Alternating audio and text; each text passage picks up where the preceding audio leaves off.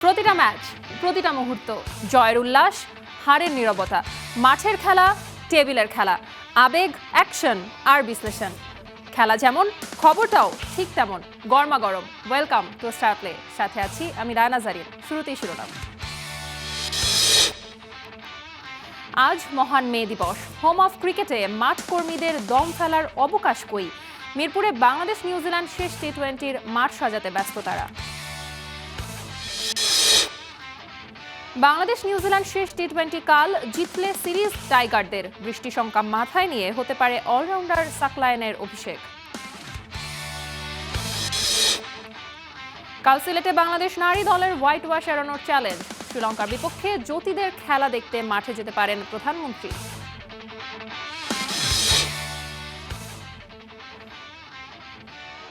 Coach হতে নাকি বাফুফেতে CV পাঠিয়েছেন সাবেক ওয়েলস কোচ ক্রিস কোলম্যান। সব ধরনের ফুটবল থেকে অবসরের ঘোষণা সাবেক ক্যাপ্টেন মামুনুলের। ফিফা প্রেসিডেন্ট জিয়ান্নি ইনফান্তিনোর ঘোষণা, আমেরিকায় 2026 বিশ্বকাপে খেলবে ইরান। আপত্তি নেই ডোনাল্ড ট্রাম্পের।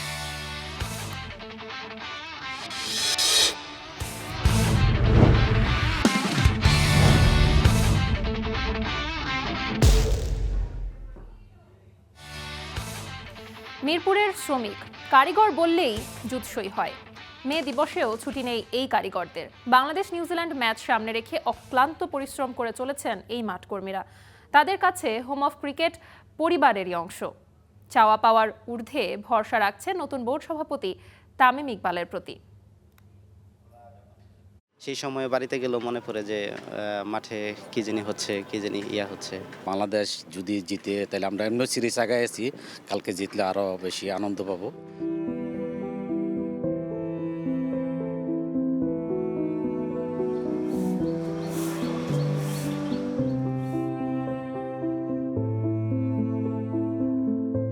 ঘামে ভেজে রোদে শুকায়, এই তো শ্রমিকের জীবন।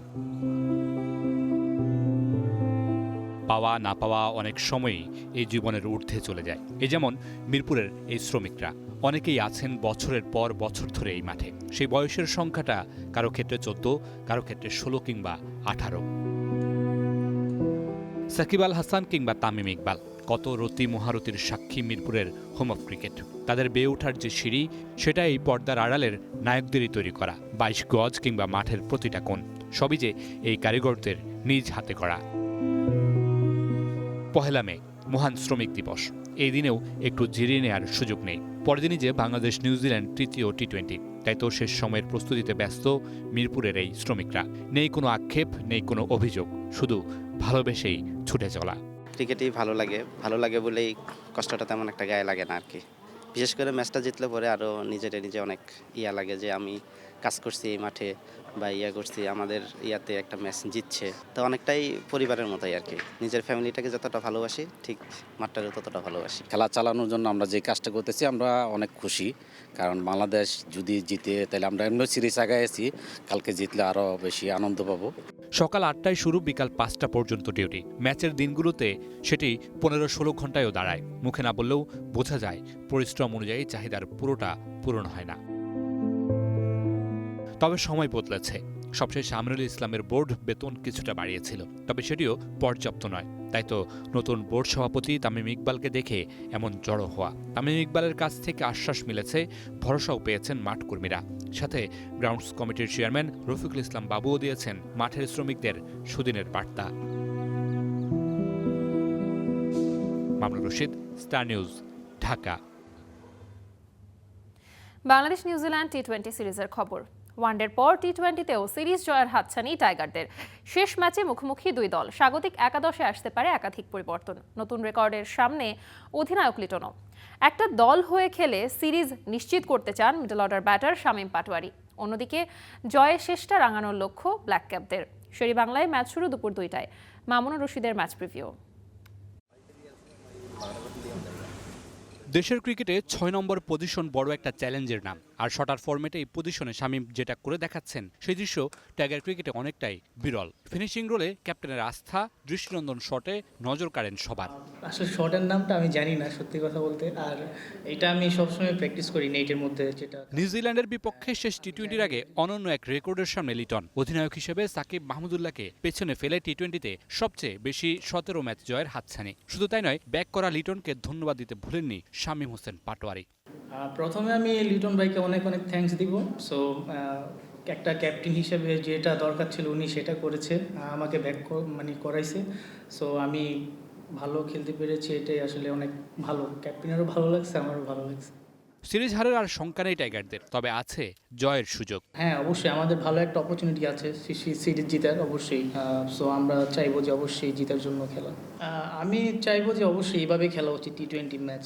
সো না হলে আমরা বড় ম্যাচগুলি জিততে পারবো না। তবে বন্দরনগরীর উইনিং কম্বিনেশন ভাঙতে পারে টিম ম্যানেজমেন্ট। নাসুম ও সাকলাইনের সুযোগ মিলতে পারে শেষ ম্যাচে। অন্যদিকে দ্বিতীয় ম্যাচ বৃষ্টিতে ভেস্তে যাওয়ায় নিউজিল্যান্ডের সিরিজ জয়ের আর সুযোগ নেই। তবুও শেষ ম্যাচটা জয় দিয়ে রাঙাতে চায় তারা। প্রকৃতির সঙ্গে কারো হাত নেই। প্রথম ম্যাচ হারায় আমরা ব্যাকফুটে, বোলিং নিয়ে আমাদের ভাবনা বেশি। এই সফরে আমরা অনেক কিছু শিখেছি, আশা করি শেষটা ভালো হবে।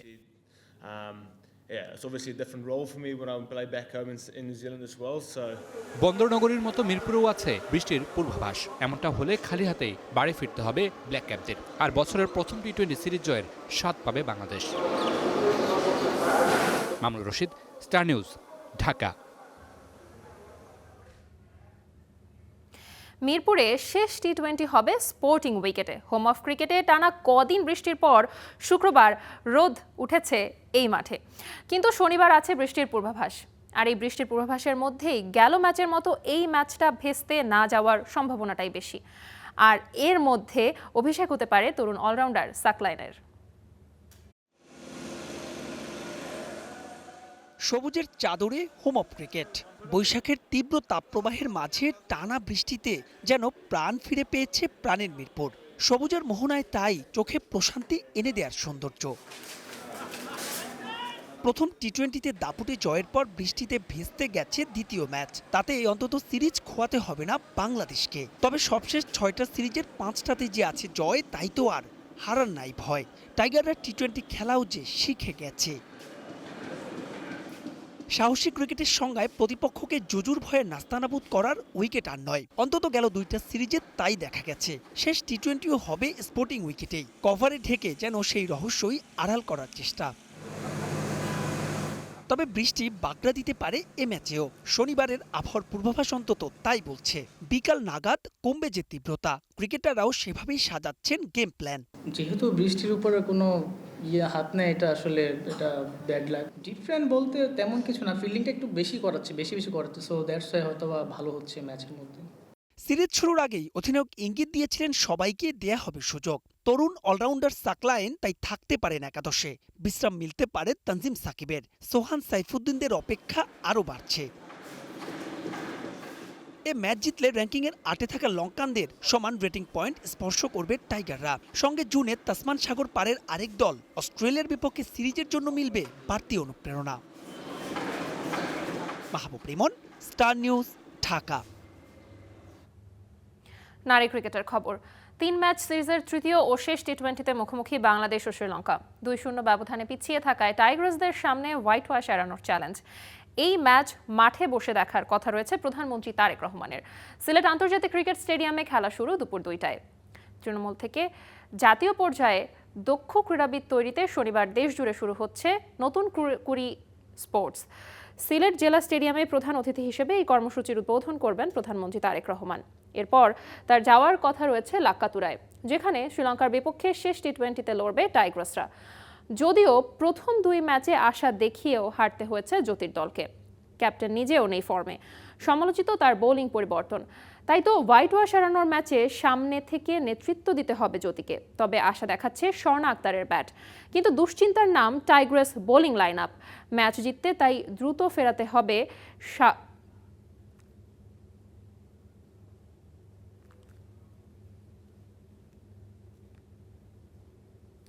মাঠের বাইরে নানা বিতর্কে জর্জরিত লঙ্কান ক্রিকেট।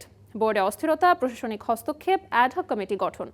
টালমাটাল এই অবস্থা আরও ছড়িয়ে গেছে জুনিয়র ক্রিকেটারদের অনৈতিক কর্মকাণ্ডে। নারীদের আপত্তিকর ভিডিও ধারণ করে গ্রেফতার হয়েছেন 2 যুব দলের ক্রিকেটার। সব মিলিয়ে নতুন করে চাপে লঙ্কান ক্রিকেট। বাকিটা কেএম সনি রিপোর্টে। মরার উপর খাড়ার ঘা, বহুল প্রচলিত এই প্রবাদটাই যেন এখন শ্রীলঙ্কা ক্রিকেটের বাস্তব চিত্র।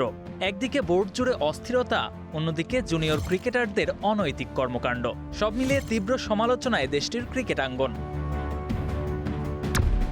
শ্রীলঙ্কা ক্রিকেট বোর্ড দেশটির সবচেয়ে ধনী ক্রীড়া সংস্থা হলেও দীর্ঘদিন ধরেই দুর্নীতি ও অব্যবস্থাপনার অভিযোগে জর্জরিত। এমন পরিস্থিতিতে কোনো উপায় না দেখে বাংলাদেশের পথেই হাঁটল শ্রীলঙ্কান সরকার। গেল বুধবার ক্রিকেট বোর্ডের নিয়ন্ত্রণ নিয়ে 9 সদস্যের অ্যাডহক কমিটি গঠন করে তারা। সাবেক সাংসদ এরান বিক্রমারত্নের নেতৃত্বে গড়া এই কমিটিতে জায়গা পেয়েছেন কুমার সাঙ্গাকারা, রোশান মোহানামা ও সিদাত ওয়েত্তিমুনির মতো সাবেক ক্রিকেটাররা। পাশাপাশি রয়েছেন রাজনীতিবিদ, ব্যবসায়ী ও আইনজীবীরাও। বোর্ডের এমন টালমাটাল অবস্থার মাঝেই সামনে আসে নতুন বিতর্ক। হোটেলে গোপনে নারীদের ভিডিও ধারণের অভিযোগে গ্রেপ্তার করা হয় শ্রীলঙ্কা অনূর্ধ্ব-19 দলের 2 ক্রিকেটারকে। পরে 5 লাখ রুপি জরিমানায় জামিন পেলেও তদন্ত চালিয়ে যাচ্ছে আইন শৃঙ্খলা রক্ষাকারী বাহিনী। ধারণ করা ভিডিও অনলাইনে ছড়ানো হয়েছে কিনা সেটিও খতিয়ে দেখা হচ্ছে। পুরো ঘটনায় এখনও নীরব শ্রীলঙ্কান ক্রিকেট বোর্ড। অভিযুক্ত ক্রিকেটারদের বিরুদ্ধে কোনো শাস্তিমূলক ব্যবস্থা নেওয়া হবে কিনা সে বিষয়ে কিছুই জানানো হয়নি। এর আগে 2023 সালে রাজনৈতিক হস্তক্ষেপের অভিযোগে শ্রীলঙ্কা ক্রিকেটকে প্রায় 3 মাস নিষিদ্ধ করা হয়েছিল। আবারও সেই শঙ্কা যখন দেশটির ক্রিকেটে ঘুরপাক খাচ্ছে, তখন জুনিয়র ক্রিকেটারদের এমন অনৈতিক কর্মকাণ্ড যেন আগুনে ঘি ঢালছে। KM Soni, Star Play. যখন তারকার আকাল, ঠিক সেই সময়টাতে ছিলেন মামুনুল। দেখিয়েছেন প্রতিভা এবং খেলেছেন বাংলাদেশের জার্সিতে, ছিলেন ক্যাপ্টেন। আজ সেই মামুনুল বিদায় নিয়েছেন প্রফেশনাল ক্যারিয়ার থেকে। তিনি আর খেলবেন না প্রফেশনালি ফুটবল। যদিও জাতীয় দল থেকে তার কোনো বিদায় দেওয়া হয়নি, তবুও ফর্টিস এফসি জার্সিতে আজকে শেষ ম্যাচ খেলেছেন তিনি।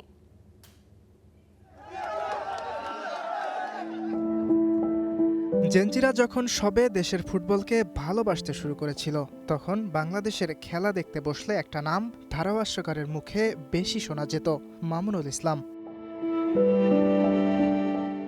2008 সালে বাংলাদেশের জার্সিতে অভিষেক হয় মামুনুলের। এরপর দীর্ঘ এক যুগ লাল সবুজদের মাঝমাঠ সামলেছেন তিনি। 2013 থেকে 2016 সাল পর্যন্ত ছিলেন ন্যাশনাল ক্যাপ্টেন। দেশের হয়ে 67 ম্যাচ খেলে করেছেন 3 গোল। সবশেষ 2020 সালে বাংলাদেশের হয়ে মাঠে নেমেছিলেন এই মিডফিল্ডার। জাতীয় দলের হয়ে অবসরের ঘোষণা দিয়েছিলেন আগেই, তবে চালিয়ে গেছেন ক্লাব ফুটবল। এবার সেটিরও সমাপ্তি। পাকাপোক্তভাবে বুটজোড়া তুলে রাখলেন মামুনুল। ফর্টিস এফসির হয়ে নিজের শেষ ম্যাচে অধিনায়ক হিসেবে মাঠে নামেন। খেলেছেন 24 মিনিট, এরপর তুলে নেওয়া হয় মাঠ থেকে। 15 বছর দেশকে দিয়েছি, অনেক বছর ক্যাপ্টেন্সি করছি। দেশের থেকে যেটা পাই নাই ফর্টিস এফসি সেটা আমাকে দিয়েছে। আমার ক্লাব আমাকে সে গার্ড অফ অনার করেছে। এটা আসলে আমি ক্লাবের প্রতি কৃতজ্ঞ। এর ঋণ কোনোদিন শোধ করার মতো না, শোধও করতে পারবো না। বুটজোড়া তুলে রাখলেও ফুটবল থেকে দূরে সরবেন না মামুনুল। কাজ করার ইচ্ছা ভবিষ্যতের দেশের ফুটবল নিয়েই। কোচিং ক্যারিয়ারে আসবো না, এটা ডিপেন্ড করে ক্লাব ম্যানেজমেন্ট। আমার ক্লাব ম্যানেজমেন্ট অলরেডি বলছে আমার পাশে থাকবে। ক্লাব ম্যানেজমেন্ট বলতে পারবে ওনারা আমাকে কি কাজে লাগাইতে পারে। বল পায় আর মামুনুল ইসলামকে ছুটতে দেখা যাবে না, কিন্তু কখনো যদি বাংলাদেশের ফুটবলের মাঝমাঠ নিয়ে কথা বলতে হয়, তখন নিশ্চয়ই উচ্চারিত হবে মামুনুলের নাম। ইয়াসির আরফাত সবুজ, স্টার নিউজ, ঢাকা। 2026 বিশ্বকাপে অংশ নেবে ইরান। ফিফার 76তম কংগ্রেসে এই ঘোষণা দেন প্রেসিডেন্ট জিয়ান্নি ইনফান্তিনো। ইরান খেলতে চাইলে আপত্তি নেই বলে জানিয়েছেন মার্কিন প্রেসিডেন্ট ডোনাল্ড ট্রাম্পও। ভ্যানকুভারে কংগ্রেসে ইসরায়েলি ডেলিগেটের সঙ্গে হাত মেলাননি ফিলিস্তিন ফুটবল প্রধান। জানিয়েছেন সেই যোগ্যতা হারিয়েছে দেশটি। ফিফার ৭৬তম কংগ্রেসে সাহসী পদক্ষেপ ফিলিস্তিন ফুটবল অ্যাসোসিয়েশন সভাপতি জিবরিল রাজুবের। অনুষ্ঠানের এক পর্যায়ে ইসরায়েল ফুটবল ফেডারেশনের সহসভাপতি বাসিম শেখ সুলিমানের সাথে হাত মেলানোর আহ্বান জানান জিয়ান্নি ইনফান্তিনো। স্টেজে উঠলেও সে আহ্বান সরাসরি নাকচ করে দেন জিবরিল রাজুব, এমনকি তার পাশে দাঁড়াতেও অস্বীকৃতি জানান তিনি। কংগ্রেস থেকে বেরিয়ে রাজু ভ্যানকুভারে সাংবাদিকদের জানান ইসরায়েলের কোনো প্রতিনিধি হাত মেলানোর যোগ্য না, পাশাপাশি ইসরায়েলকে ফুটবল থেকে নিষিদ্ধ করার দাবি তার। ইনফান্তিনো হয়তো ভালো উদ্দেশ্য নিয়েই একটি যৌথ ছবি তুলতে চেয়েছিলেন, কিন্তু আমার বিশ্লেষণ এবং বোঝাপড়া অনুযায়ী ইসরায়েলের ওই প্রতিনিধি করমর্দন করার মতো যোগ্য নন। এখন পুরো বিশ্বই বিশ্বাস করে যে আমরা ভুক্তভোগী এবং ইসরায়েলি সরকারের উপর নিষেধাজ্ঞা আরোপ করা উচিত। এই কংগ্রেসে চতুর্থবারের মতো সভাপতি নির্বাচনে অংশ নেয়ার ঘোষণা দেন ইনফান্তিনো। পাশাপাশি এবারের বিশ্বকাপে ইরান অংশগ্রহণ করবে বলেও আশা প্রকাশ করেন তিনি। আগামী বছর ফিফা প্রেসিডেন্ট নির্বাচনে আমি প্রার্থী হিসেবে অংশ নেব। আমি শুরুতেই বলতে চাই, ইরান ২০২৬ সালের ফিফা বিশ্বকাপে অংশগ্রহণ করবে এবং অবশ্যই ইরান যুক্তরাষ্ট্রে খেলবে। এর কারণ খুবই সহজ, কারণ আমাদের এক হতে হবে, আমাদের মানুষকে একত্রিত করতে হবে। এ সময় ফিফা সভাপতি জানান এখন পর্যন্ত বিশ্বকাপের জন্য ৫০০ মিলিয়ন টিকিটের আবেদন জমা পড়েছে। আমাদের কাছে ৫০০ মিলিয়ন টিকিটের আবেদন এসেছে। আগের দুইটি বিশ্বকাপ মিলিয়ে যেখানে ৫০ মিলিয়ন আবেদন ছিল, সেখানে এবার ৫০০ মিলিয়ন। আমরা প্রতিনিয়তই আরও টিকিট বাজারে ছাড়ছি।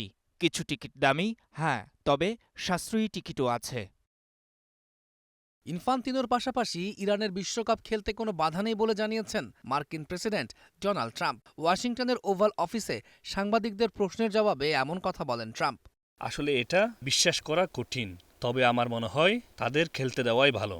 আমার এটাই কোনো সমস্যা নেই। অন্যদিকে ইরানের প্রবাসীরা ফিফা কংগ্রেসের বাইরে বিক্ষোভ করে ইরানকে বিশ্বকাপ থেকে নিষিদ্ধ করার দাবি তুলেছেন। তৌহিদুল ইসলাম, স্টার নিউজ। খেলাও থামবে না, থামবে না খবরও, কিন্তু সময় বলছে আজকে এখন থামতে হবে আমাদের। তবে আমরা ফিরবো প্রতিদিন ঠিক দুপুর ১:৩০ আর রাত ১০টায়। Till then stay with Star play.